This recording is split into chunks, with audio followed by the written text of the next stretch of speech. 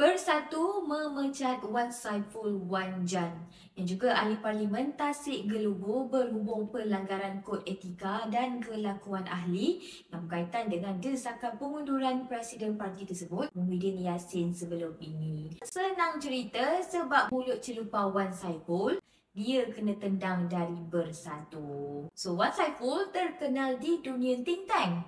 Wan Saiful memulakan dan membina ideas sejak 2010 sebelum terjun ke dunia politik pada 2018 bersama Bersatu dan menang kerusi Parlimen Tasik Gelubu pada PRU 14, turut berdepan dengan tuduhan rasuah berkaitan projek Jana Wibawa di Mahkamah. So, Wan Saiful, beliau dilihat sebagai antara tokoh intelektual yang boleh mengangkat profil parti, tapi akhirnya dipecat oleh parti sendiri.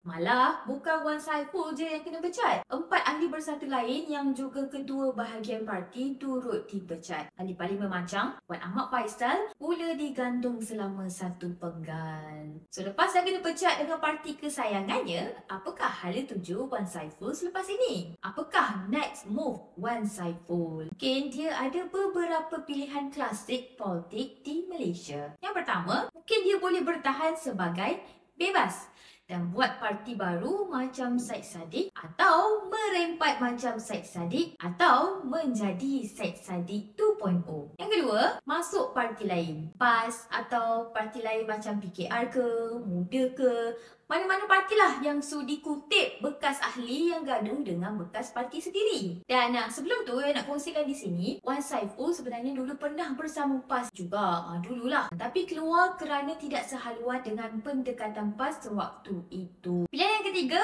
ataupun kalau muka Wan Saiful tu tak tahu malu, Wan Saiful boleh merayu, buat rayuan dan kembali ke pangkuan Bersatu jika rayuan dia tu berjaya. Tapi yang jelasnya di sini, tindakan pecat ini bukan hanya serangan pada individu. Aku rasa ini juga satu strategi yang buruklah pada Bersatu. Macam berani ambil risiko lah, buang pemimpin yang lantang, yang ada nama, yang rakyat rasa dialah yang diperlukan untuk pembaharuan dalam parti.